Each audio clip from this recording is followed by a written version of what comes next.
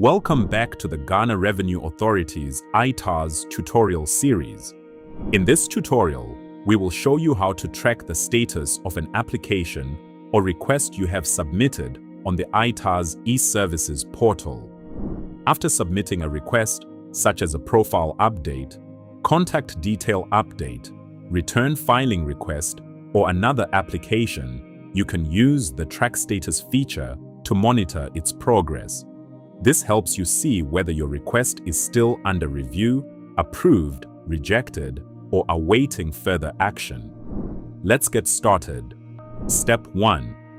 After logging in to the ITAS e-services portal, you will arrive on your dashboard. Under Quick Links, look for Track Status Report. You can also access Track Status through the main menu. Click the menu icon on the left side of the page. From the menu options, select Useful Links. Under Useful Links, click Track Status. This will take you to the same Track Status page. On the Track Status page, you will see a set of search fields. Start by selecting the module. The module refers to the broad service area where your request was submitted.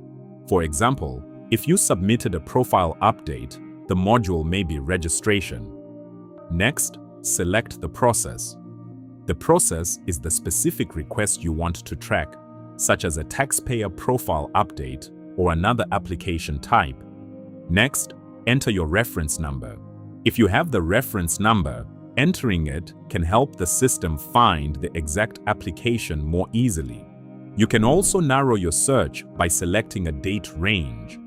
Enter the start date and end date for the period within which the application was submitted. This is helpful if you have submitted multiple requests and want to limit the search results. Once you have entered the search details, click View. The system will display applications that match your search criteria. Review the status column to see the progress of your request. For example, the status may show that the application has been applied and is under review. If the application does not appear, check that the module, process, reference number, and date range are correct. Then try again. That is how to track the status of an application or request on the ITAS e-services portal.